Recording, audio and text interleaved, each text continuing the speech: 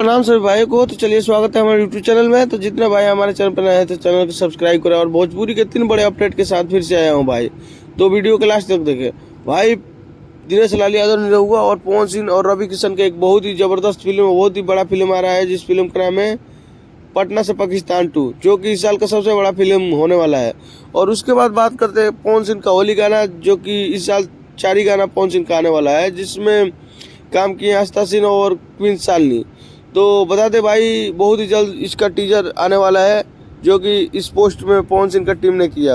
और उसके बाद बात करते हैं खेसारी लाल यादव का, जो खेसारी लाल यादव का एक गाना जो कि 2 दिन पहले रिलीज हुआ, जिस गाने का नाम है 14 को होली हुआ। बहुत ही जबरदस्त गाना है भाई और बहुत ही तगड़ा गाना है। और इस गाने जबरदस्त डांस किए खेसारी लाल यादव।